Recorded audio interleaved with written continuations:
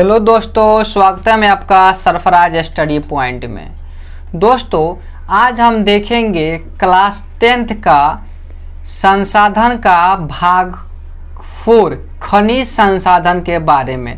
दोस्तों आज हम देखेंगे कि आखिर खनिज का क्या क्या उपयोग है, खनिज के हमारे दैनिक जीवन में क्या उपयोग है, हमारे देश के में खनिज का क्या उपयोग है, हमारे जिस राज्य में हम रहते हैं उस राज्य में दोस्तों खनिज का क्या उपयोग है। तो दोस्तों चलिए स्टार्ट करते हैं। सबसे पहले दोस्तों हम जानते हैं कि खनिज किसे कहते हैं, यानी कि खनिज क्या है। संसाधन तो दोस्तों हम जान गए हैं। अगर आप लोग संसाधन या मृदा संसाधन या भूमि संसाधन या वन संसाधन का वीडियो नहीं देखे हैं तो जाके दोस्तों उसको देख लें। और दोस्तों सबसे पहले हम देखते हैं खनिज क्या है। तो खनिज वैसे चीज को कहते हैं, आइए समझते हैं। यानी कि जो हमारा पृथ्वी है, क्या है दोस्तों, पृथ्वी, यानी कि पृथ्वी के भूगर्भ से खुदाई करके प्राकृतिक रूप में पाए जाने वाले तत्व या यौगिक को हम क्या कहते हैं दोस्तों, खनिज कहते हैं। कहने का मतलब क्या है कि जो हमारे पृथ्वी के कहाँ रहती है, अंदर रहती है, भूगर्भ में रहती है, गर्भ में रहती है, जहाँ से हम खुदाई करते हैं और वो प्राकृतिक रूप में पाई जाती है, उसको हम क्या कहते हैं, खनिज कहा जाता है। ठीक है दोस्तों, जैसे में क्या दोस्तों, कोयला, अभ्रक और जस्ता को हम ऐसे बहुत से चीज है जिसको हम खनिज बोल सकते हैं। और हमारा दूसरा पॉइंट है दोस्तों कि खनिज कौन सा संसाधन है। आपके टेक्स्ट बुक में एक क्वेश्चन दिया गया है कि खनिज कौन सा संसाधन है। तो खनिज एक अनवीकरणीय संसाधन है। कैसे दोस्तों, यानी कि देखिए अगर किसी देश के पास ज्यादा खनिज रहेगा तो वह देश ज्यादा विकसित होगा। जैसे देख लीजिए सऊदी अरबिया, उसके पास क्या है, पेट्रोल का बहुत बड़ा खान है, जिसके चलते क्या है, उसकी जीडीपी में हमेशा बढ़ोतरी होते रहती है। और हमारे अपना बिहार का देख लीजिए, यहाँ पे दोस्तों खनिज की भारी मात्रा में क्या है, कमी है, जिसके चलते हमारा बिहार को एक पिछड़ा राज्य भी दोस्तों बोला जाता है। तो यही कह रहा है कि खनिज कौन सा संसाधन है। तो खनिज एक अनवीकरणीय संसाधन है। कैसे, क्योंकि देखिए खनिज को हम ज़्यादा उपयोग कर लेंगे तो आने वाले समय में दोस्तों क्या होगा, जो हमारा खनिज है वो खत्म हो जाएगा, हम उसको अच्छी से उपयोग कर सकते हैं। यानी कि खनिज का जितना आवश्यकता है हम उतना ही उपयोग करें। ठीक है, यानी कहने का मतलब क्या है, खनिज एक अनवीकरणीय संसाधन है। यानी कि अगर हम पूरे वर्ल्ड का बात करें तो दोस्तों पूरे वर्ल्ड में लगभग 2000 ऐसे 2000 प्रकार के खनिज जो है जिसकी पहचान दोस्तों किया जा चुका है। और हम अपना इंडिया, हम अपना भारत देश की दोस्तों बात करें तो इसमें 100 प्रकार की खनिजों की पहचान किया जा चुके। आपके टेक्स्ट बुक में एक क्वेश्चन है कि भारत में कितने प्रकार के खनिज पाए जाते हैं। तो भारत में दोस्तों 100 प्रकार के खनिज पाए जाते हैं। अब दोस्तों देखिए चट्टान किसे कहते हैं, यानी कि खनिजों को, यानी कि मान लीजिए 1 खनिज हुआ, 2 खनिज हुआ, 3, यानी खनिजों को जब संग्रह कर देते हैं, इकट्ठा कर देती है, उसको हम क्या कहते हैं दोस्तों, चट्टान कहा जाता है। जैसे हम सभी जानते हैं चट्टान को 3 पार्ट होता है, आग्नेय चट्टान, अवसादी चट्टान और दोस्तों रूपांतरित चट्टान। अब दोस्तों हम देखेंगे कि आखिर अयस्क क्या है, यानी खनिज के बारे में तो हम थोड़ा बहुत देख लिए, हम आगे देखेंगे खनिजों का वर्गीकरण, धात्विक खनिज और अधात्विक खनिज के बारे में। यानी कि अयस्क किसे कहते हैं, यानी कहने का मतलब क्या है कि जिस खनिज में धात्विक गुण हो और उसमें धातु आसानी से और कम खर्च में। यहाँ 2 कंडीशन है दोस्तों, एक तो जो धातु मिलेगा वो क्या हो दोस्तों, आसानी से हमको प्राप्त हो जाए, हमको ज्यादा खोजना नहीं पड़े, ज्यादा ढूंढना नहीं पड़े, और दोस्तों क्या हो, कम खर्च में दोस्तों हमको प्राप्त हो सके, उसको हम क्या बोलते हैं दोस्तों, उसको हम अयस्क कहते हैं। अभी नहीं हो कि मान लीजिए यहाँ पे एक यहाँ पे जगह है और यहाँ पे 5 किलो ही सोना है और हम यहाँ पे पूरा मशीन ला दिए, यहाँ पे करोड़ों रुपया खर्च कर दिए, तो क्या वो अयस्क कहलाएगा, बिल्कुल नहीं। यानी कि यहाँ थोड़ा सा चीज रहेगा और हम ज्यादा रुपया खर्च कर देंगे तो बिल्कुल भी अयस्क नहीं कहलाएगा। यानी कहने का मतलब क्या है कि अयस्क वैसे चीजों को कहते हैं जिसमें दोस्तों क्या होता है कि जिसमें वो आसानी से हमको क्या हो, प्राप्त हो जाए और दोस्तों हमको कम खर्च भी में वो हमको मिल जाए। जैसे में दोस्तों क्या है, हेमेटाइट और बक्साइट। आपके टेक्स्ट बुक में क्वेश्चन दिया होगा कि बताइए कि निम्नलिखित में से कौन एक अयस्क है, तो ऑप्शन बी पर है हेमेटाइट। आप उसको आसानी से आंख मूंद के ऑप्शन बी मार दीजिएगा दोस्तों। अब यहाँ पे हम दोस्तों देखते हैं कुछ अयस्क और कुछ धातु के नाम, यानी कि हेमेटाइट को हम मतलब धातु में क्या बोलते हैं, लोहा बोलते हैं। मैग्नेटाइट को हम क्या बोलते हैं, यानी कि धातु नाम उसका क्या है, लोहा है। और मोनोटाइट के दोस्तों क्या नाम है, लोहा। सिरेनाइट के दोस्तों क्या नाम है, यानी कि लोहा है। उसी तरह हम देखते हैं बॉक्साइट को हम किस नाम से जानते हैं दोस्तों, उसका धातु नाम क्या है दोस्तों, अल्युमिनियम है। यानी कि अल्युमिनियम का क्या है, अयस्क बॉक्साइट है। आपके टेक्स्ट बुक में क्वेश्चन दिया गया है कि अल्युमिनियम का अयस्क का नाम बताए, तो अल्युमिनियम का अयस्क का नाम है दोस्तों बॉक्साइट। उसी तरह कोबाल्ट है, क्लोराइट है, यह मतलब क्या है दोस्तों, यह तांबा का एगो मतलब क्या है, अयस्क है। अब दोस्तों हम लोगों ने अयस्क के बारे में देख लिया, आइए हम देखते हैं कि खनिजों का वर्गीकरण कैसे होता है, यानी कि खनिज को हम कितने वर्गों में बांट सकते हैं और जो हमारा खनिज है वो कैसे कैसे दोस्तों पाया जाता है। ठीक है दोस्तों, अब देखिए यानी खनिजों को जब हम बांटते हैं तो खनिजों को दो वर्गों में दोस्तों बांटते हैं।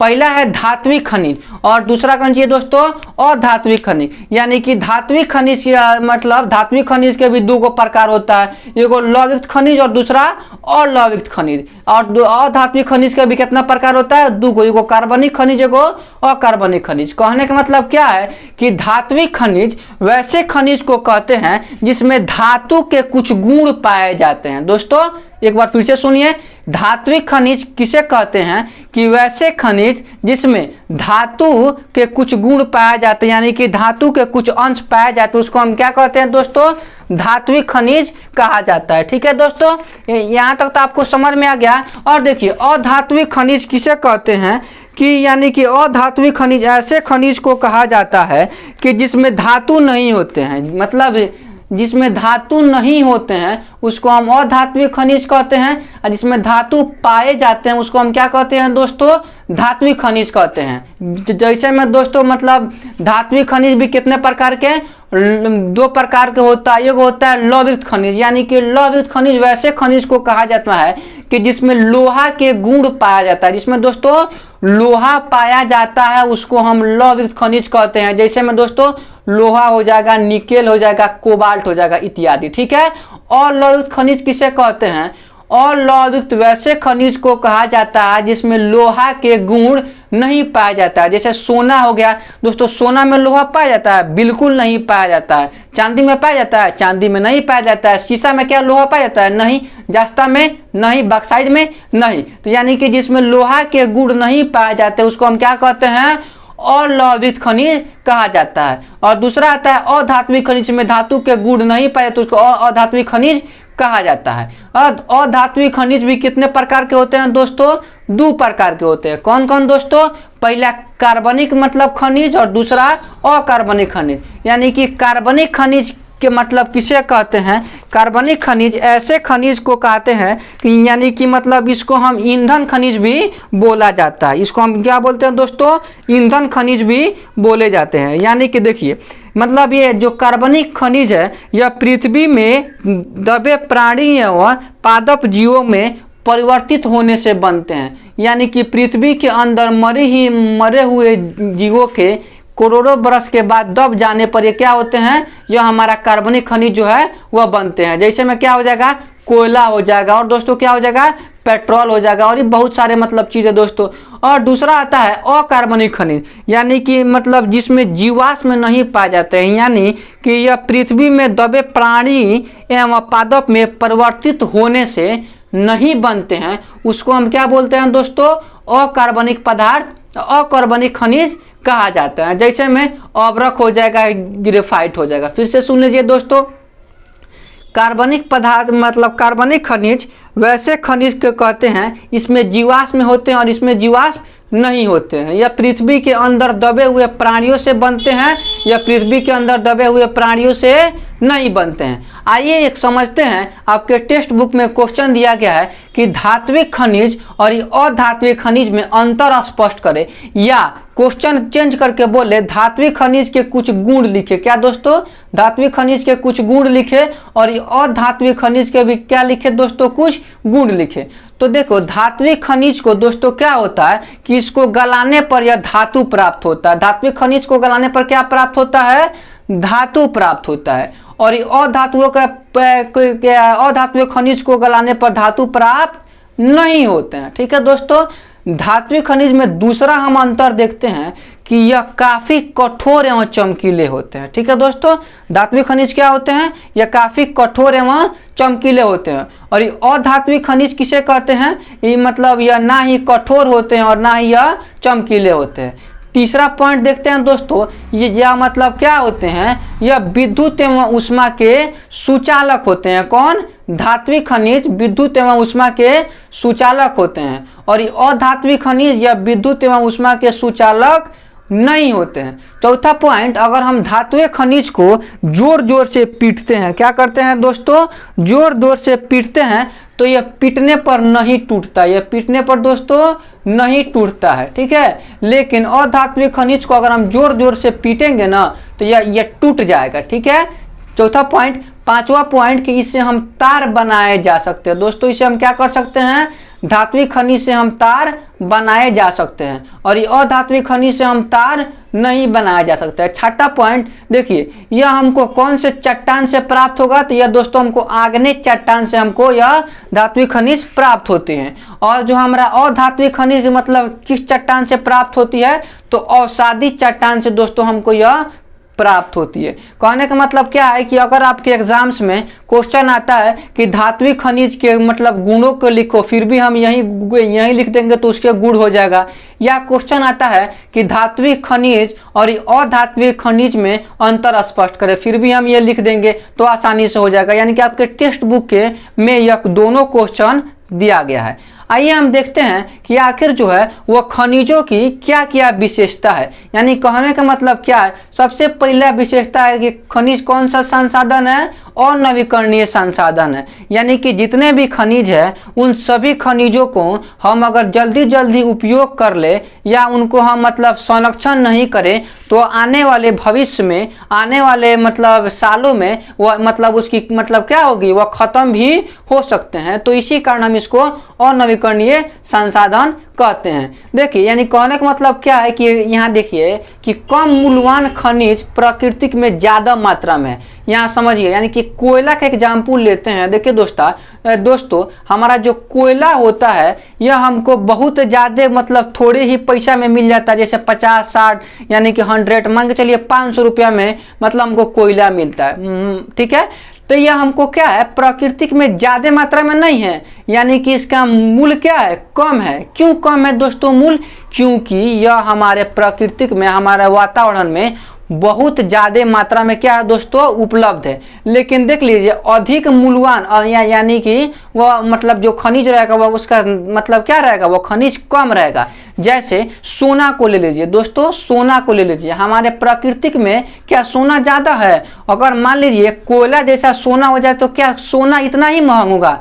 बिल्कुल नहीं दोस्तों। यानी कि कहने का मतलब क्या है कि मतलब जो जितना अधिक मूल्यवान होता है वह हमारे प्राकृतिक में बहुत ही कम पाया जाता है। मान के चलिए ढेर सारा चीज रहेगा और खरीदार रहेगा कम, तो क्या वो महंगा होगा? बिल्कुल महंगा नहीं होगा। लेकिन अगर वो चीज रहेगा कम, खरीदार रहेगा ज्यादा, तो दोस्तों उस चीज का मूल्य जो है बहुत अधिक मात्रा में क्या होगा? वह बहुत अधिक मात्रा में उसका मूल्य जो है वह बढ़ जाएगा। ठीक है, तो यह हमारी खनिज की विशेषता हो गई। जैसे अगर परीक्षा में आता है खनिज की विशेषता लिखे तो हम खनिज के 3-4 विशेषता आसानी से लिख सकते हैं। और दोस्तों आइए हम देखते हैं कि हमारे भारत देश में खनिजों का कहाँ कहाँ विस्तार है। यानी कि हमारे भारत देश में किस किस राज्यों में खनिज पाया जाता है। क्या हमारे बिहार में खनिज पाया जाता है? आइए हम अब देखते हैं। यानी कि भारत में प्रमुख जो है वह 4 प्रकार की खनिज पेटी पाई जाती है। कहने का मतलब क्या है कि जो भारत है, हमारा भारत, उसमें 4 प्रकार की खनिज जो है वह मतलब 4 तरह के खनिज जो है वह मिलती है। पहला है कि उत्तर पूर्वी पठार। यानी कहने का मतलब क्या है कि मतलब हमारे जितने भी खनिज है हमारे भारत देश में, यह सबसे धनी खनिज पेटी है, ठीक है, क्योंकि इसमें बहुत ज़्यादा मात्रा में खनिज मिलती है। यह छोटा नागपुर का पठार जो है दोस्तों, यह हमारा उत्तर पूर्वी पठार में ही आता है, ठीक है। इसमें लोहा, अब्र, ग्रेफाइट बहुत अधिक मात्रा में इसमें देखने को हमको मिल जाता है। दूसरा जो हमारा है दक्षिणी पश्चिमी पठार, यह जो है कर्नाटक और तमिलनाडु के क्षेत्रों में पाया जाता है, ठीक है। यानी कि कर्नाटक में यह हमको मतलब कौन सा दक्षिणी पूर्वी पठार पाया जाएगा, तमिलनाडु में भी कौन पाया जाएगा, दक्षिणी पश्चिमी पठार पाया जाता है। तीसरा हमारा है उत्तर पश्चिम पठार, यानी कहने का मतलब क्या है, खंभात की खाड़ी से लेकर अरावली पर्वत तक जितने सारे खनिज पाए जाते हैं उन सभी को हम क्या कहते हैं, उत्तर पश्चिम पठार में यह सभी खनिज आते हैं। यह उत्तर पश्चिम पठार में दोस्तों चांदी की जो खनिज है, यानी कि हमारा जो चांदी है वह बहुत अधिक मात्रा में दोस्तों पाया जाता है, ठीक है। और दोस्तों देखिए तीसरा आता है हिमालय क्षेत्र, जो हमारा हिमालय का भी एक पेटी है, यानी कि हमारा जो खनिज की पेटी उसको हम हिमालय में भी हिमालय के क्षेत्र बोल सकते हैं। यानी कि हमको मतलब इस क्षेत्र में क्या है दोस्तों, हमको तांबा के अधिक मतलब हमको खनिज देखने को मिलती है, जास्ता को अधिक खनिज मिलती है, सीसा अधिक खनिज माना जाता है। कहाँ दोस्तों, हिमालय। आइए दोस्तों अब हम देखते हैं कि खनिजों का यानी कि विस्तार, ठीक है दोस्तों देखिए कि एक जो मतलब यानी कि पूरे भारत में जो खनिज संसाधन है वह कहाँ कहाँ पाया जाता है। सबसे पहले हम देखेंगे लौह अयस्क के बारे में, यानी कि लोहा के बारे में। जो लोहा है यानी कि जो लोहा है वह हमको शुद्ध रूप से लोहा प्राप्त नहीं होता है। पहले दोस्तों हमको यह लौह अयस्क में मिलता है, उसके बाद हम उसको शुद्ध करके क्या करते हैं दोस्तों, लोहा बनाते हैं। कहने का मतलब क्या है, पूरे विश्व का हमारा इंडिया में पूरे विश्व का 1/4 भाग हमारा पूरे इंडिया में पाया जाता है। मतलब पूरे विश्व का 25% लोहा सिर्फ इंडिया में ही पाया जाता है। तो इसी कारण उद्योगों की जननी हम किसको बोलते हैं दोस्तों, तो लौह अयस्क को उद्योगों की जननी बोला जाता है। कहने का मतलब क्या है, आपके टेक्स्ट बुक में एक क्वेश्चन दिया गया है कि लौह अयस्क की जननी किसको बोला जाता है, तो यानी कि उद्योगों की जननी किसको बोला जाता है, तो लौह अयस्क को उद्योगों की जननी बोला जाता है। जो लौह अयस्क है वह मुख्य रूप से तो 3 प्रकार के पाए जाते हैं, लेकिन दोस्तों यहाँ पे 4 प्रकार भी होते हैं। पहला दोस्तों हेमेटाइट, हेमेटाइट को दोस्तों हम लाल अयस्क भी कहा जाता है। हेमेटाइट को दोस्तों लाल अयस्क भी कहा जाता है। इसमें 68% लोहा पाया जाता है, लौह अयस्क का गुण रहता है। मैग्नेटाइट यानी कि मतलब मैग्नेटाइट में दोस्तों 60% जो है वह लोहा पाया जाता है, उसको हम काला अयस्क भी कहते हैं। तीसरा है लिमोनाइट, उसमें 40% लोहा पाया जाता है और इसको हम पीला अयस्क भी कहा जाता है। चौथा है सिडराइट, इसमें 30% मतलब लोहा पाया जाता है और इसको हम भूरा अयस्क भी कहते हैं। यानी कि लौह अयस्क के प्रकार को दोस्तों हम लोगों ने क्या किया, देख लिया। और जो तीसरा है यानी कि भारत के प्रमुख लौह उत्पादक राज्य, कहने का मतलब क्या है कि जो हमारा भारत देश है उस हमारा भारत देश में दोस्तों बताया गया है कि जो हमारा भारत देश है उसमें यानी कि कहाँ कहाँ लोहा पाया जाता है। तो भारत देश में सबसे ज़्यादा दोस्तों कर्नाटक में पाया जाता है। कहाँ दोस्तों, कर्नाटक में 25% लोहा पाया जाता है। सबसे ज़्यादा लोहा किस राज्य में पाया जाता है, तो कर्नाटक में। उसके बाद दोस्तों छत्तीसगढ़ में 20%, उसके बाद मतलब उड़ीसा में, उसके बाद दोस्तों गोवा में और उसके बाद दोस्तों झारखंड में 15% पाया जाता है। ठीक है दोस्तों, यानी कि हम लोगों ने लौह अयस्क के बारे में देख लिया। अब दोस्तों क्वेश्चन आएगा कि लौह अयस्क के बारे में लिखे, यानी कहने का मतलब क्या है कि लोहा के बारे में आपको पूछेगा कि लोहा के बारे में लोहे के प्रमुख उत्पादक राज्य लिखे। तो यानी कि आप आसानी से नहीं लिख देंगे कि जिसमें कर्नाटक में 20%, छत्तीसगढ़ में 20%, उड़ीसा में 19%, गोवा में 16%। दूसरा हमारा सबसे इम्पोर्टेंट खनिज है, उस खनिज का नाम है मैग्नीज।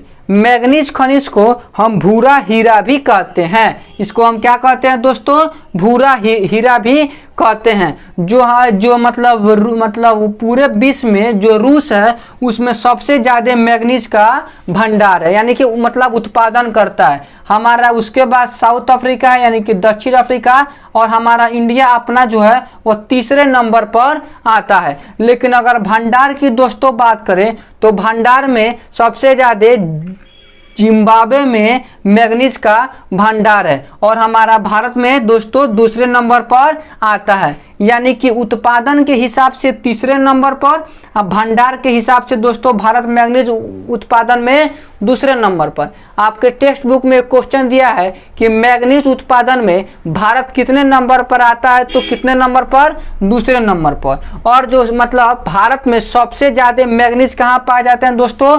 तो उड़ीसा में सबसे ज़्यादा मैग्नीज जो है वह पाए जाते हैं। ठीक है, और इसके मतलब क्या क्या उपयोग है, मैग्नीज के क्या क्या उपयोग है, आइए हम देखते हैं। ये सबसे पहले तो ये लौह इस्पात के निर्माण में, यानी कि जो लोहा के फैक्ट्रियों में भी इसका मतलब क्या होता है, इसका उपयोग होता है। दूसरा है दिया सलाई के उद्योग में, यानी कि जो दिया सलाई होती है उसके भी उद्योग में मैग्नीज का यूज किया जाता है। चमड़ा उद्योग में, यानी कि चमड़ा का चप्पल, चमड़ा का बेल्ट, यानी कि बहुत सारे चीज़, अगर चमड़ा का कोई चीज़ है तो उसमें भी मैग्नीज का उत्पादन किया जाता है। फोटोग्राफी में भी दोस्तों, यानी कि हम अपने फोटो जो तरह तरह के खींचते हैं, फोटोग्राफी में भी दोस्तों क्या होता है, मैग्नीज का उत्पादन होता है। पेंट में भी, यानी कि जब हम अपने घरों को दोस्तों पेंट करते हैं, ठीक है, तो उसमें भी क्या होता है, उसमें भी मैग्नीज का उत्पादन होता है। या कीटनाशक दवाओं में, यानी कि मच्छर मारने में, माछी मारने में, छिपकली मारने में, यानी कि या खनिज या फसलों को कीटनाशक दवाएं जो उसको देती है, तो यानी कि उसमें भी क्या होता है, मैग्नीज का उत्पादन होता है। तीसरा जो हमारा यानी कि खनिज है उसका नाम है बॉक्साइट। बॉक्साइट खनिज में क्या है दोस्तों, यह मतलब किस अयस्क से प्राप्त होता है, तो यह अल्मुनियम से प्राप्त होता है। किससे दोस्तों? अल्मुनियम से यह प्राप्त होता है। ठीक है, यह भारत देश में मतलब उड़ीसा एक राज्य है जो सबसे ज़्यादा बॉक्साइट का उत्पादन करता है। इसका मतलब कहाँ का उपयोग है, तो वायुयान का ढांचा बनाने में, माने वायुयान का मतलब पूरा शेप बनाने में इसका यूज है। ठीक है दोस्तों, यहाँ तो समझ गए। उसके बाद बर्तन बनाने में भी बॉक्साइट का यूज होता है। एल्युमिनियम का बर्तन लोग देता है, मतलब कहाँ देता है, ऐसे लोग नहीं देता है, जब शादी हो जाती है तब दोस्तों क्या करता है लोग, एल्युमिनियम का बर्तन भी लोग देता है। ठीक है, उसके बाद घरेलू साजो सामान में, यानी कि हम अपने घरों के साजो सामान में एल्युमिनियम का प्रयोग देखते हैं।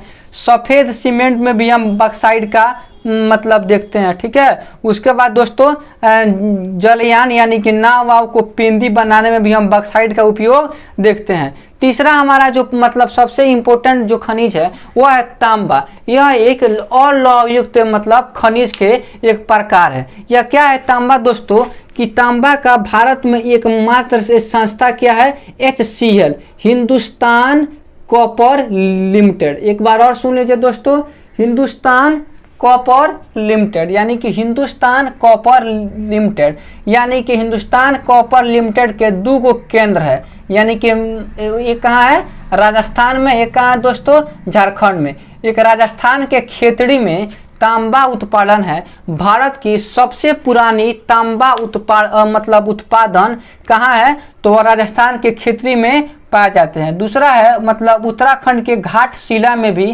तांबा का मतलब उत्पादन किया जाता है। यह तांबा का उपयोग कहाँ होता है, तो देखिए दोस्तों विद्युत तार में, यानी कि जो हम अपने घरों में लाइन का प्रयोग करते हैं उसमें भी तांबा का प्रयोग होता है। दूसरा है सिक्का बनाने में भी हम तांबा का क्या करते हैं, प्रयोग करते हैं। चौथा जो है हमारा विद्युत उपकरण में, माने मतलब इलेक्ट्रिक सामान में भी हम तांबा का प्रयोग करते हैं। मोबाइल बनाने में भी हम तांबा का प्रयोग करते हैं, ठीक है। बर्तन बनाने में भी लोग क्या करता है, तांबा का प्रयोग करता है। पांचवा हमारा है अभ्रक। क्या है दोस्तों, अभ्रक। अभ्रक कहने का मतलब क्या है कि यह मतलब अभ्रक के 3 प्रकार होता है। कितना प्रकार दोस्तों, 3 प्रकार। पहला है बायोटाइट, मस्कोक्वाइट और फ्लोरोफाइट। यानी कि बायोटाइट कहने का मतलब क्या है, और मास्कोक्वाइट यानी कि मास्कोक्वाइट अभ्रक का सबसे उत्तम प्रकार यानी कि बेस्ट प्रकार कौन है, मास्कोक्वाइट। इसको हम बंगाल रूबी या रूबी अभ्रक भी कहा जाता है। इसको हम क्या बोलते हैं, बंगाल रूबी या रूबी अभ्रक भी कहा जाता है, ठीक है दोस्तों। अभ्रक उत्पादन में हमारा इंडिया, बहुत खुशी की बात है कि हमारा इंडिया नंबर 1 पे आता है, ठीक है दोस्तों। यानी कि नंबर 1 है हमारा इंडिया अभ्रक उत्पादन में, ठीक है। इसका मतलब क्या यूज है, यह विद्युत रोधी में ये मतलब यूज है, जैसे आयरन बनाने में, ठीक है। यानी कि आयरन में भी इसका उपयोग होता है, अबीर बनाने में भी इसका उपयोग होता है, दवा बनाने में भी इसका अभ्रक का उपयोग कहा जाता है। और दोस्तों हमारा बिहार, देखिए आ गया बिहार। बिहार और झारखंड में 80% देश का उत्पादन अभ्रक द्वारा किया जाता है। यानी कि 80% पूरे भारत का 80% अकेले बिहार और झारखंड मिलके अभ्रक का उत्पादन कर देता है। सबसे अंतिम हमारा पॉइंट है चूना पत्थर। दोस्तों क्या है, यह एक अधात्विक खनिज है। क्या दोस्तों, अधात्विक खनिज है। यानी कि चूना पत्थर सबसे ज्यादा भारत में किस राज्य में पाया जाता है, तो दोस्तों चूना पत्थर भारत में सबसे ज्यादा कहाँ पाया जाता है, तो यह मध्य प्रदेश में पाया जाता है। कहाँ पाया जाता है दोस्तों, मध्य प्रदेश में जो चूना पत्थर है वह सबसे ज्यादा पाया जाता है। और दोस्तों आपके टेक्स्ट बुक में यानी कि उसमें क्वेश्चन दिया गया है कि सीमेंट उद्योग का सबसे प्रमुख कच्चा माल कौन है, तो कच्चा माल कौन है दोस्तों, चूना पत्थर जो है वह सीमेंट उद्योग का सबसे कच्चा माल है, ठीक है। यानी कि चूना पत्थर को आइए हम समझते हैं कि इसका उपयोग कहाँ कहाँ है। तो दोस्तों चूना पत्थर का मतलब यूज जो है वह कहाँ कहाँ है, तो सबसे पहले सीमेंट उद्योग में। सीमेंट उद्योग में यानी कि जब हम घरों को बनाते हैं तो उसमें जो सीमेंट लगता है, तो वह सीमेंट जो फैक्ट्री में बनता है उसमें हम चूना पत्थर का यूज देखते हैं। दूसरा है कागज उद्योग में, यानी कि जितने सारे हम कॉपी पर पढ़ते हैं या जितने सारे बड़े बड़े फैक्ट्रियों में कागज निर्माण होता है, अखबार का निर्माण होता है, यानी कि जो अखबार होते हैं, ठीक है। यानी कि कागज उद्योग में भी क्या होता है, इसका उपयोग होता है। चीनी उद्योग में दोस्तों चीनी उद्योग में भी इसका यूज होता है। और दोस्तों जो हम खेतों में उर्वरक डालते हैं, उर्वरक, उसमें भी चूना पत्थर का उपयोग दोस्तों होता है, ठीक है। और जो दोस्तों सबसे अंतिम है कि लौह इस्पात। यहाँ इस्पात छूट गया, आप लोग अपने टेक्स्ट बुक में लिख लेंगे कॉपी में यहाँ की। यानी कि लौह इस्पात के उद्योग में दोस्तों क्या होता है, चूना पत्थर का उपयोग होता है, ठीक है। यानी कि चूना पत्थर का अगर क्वेश्चन आएगा, आपके टेक्स्ट बुक में दिया गया है कि चूना पत्थर के 5 उपयोग को लिखे, तो हम नहीं लिख देंगे। पहला सीमेंट उद्योग में, दूसरा कागज उद्योग में, तीसरा चीनी उद्योग में, चौथा उर्वरक के उद्योग में, और पांचवा दोस्तों लौह इस्पात के उद्योग में। अब कहेगा कि सीमेंट उद्योग का प्रमुख कच्चा माल कौन है दोस्तों, तो हमने अभी आपको बनाया क्या है दोस्तों, चूना पत्थर। चूना पत्थर भारत के किस राज्य में सबसे ज्यादा पाया जाता है, तो एमपी यानी कि मध्य प्रदेश राज्य में चूना पत्थर सबसे ज्यादा पाया जाता है। तो आज हमने दोस्तों देख लिए कि खनिज संसाधन, खनिज क्या है, खनिज को कितने वर्गों में बांटा गया। अगर आपका इसका नोट्स चाहिए या 10th क्लास का किसी भी चैप्टर का कोई भी सब्जेक्ट का नोट्स चाहिए, तो आप सरफराज स्टडी पॉइंट का जो टेलीग्राम चैनल है वहाँ मतलब ज्वाइन होके आप वहाँ मांग सकते हैं, आपको आसानी से दोस्तों वहाँ मिल सकती है। तो दोस्तों आपने यह खनिज संसाधन के बारे में फुल डिटेल्स पढ़ लिया। अगर आपको यह वीडियो पसंद आई तो अपने दोस्तों के पास भी शेयर करिए और ज़्यादा से ज़्यादा दोस्तों आप लाइक और सब्सक्राइब करिए।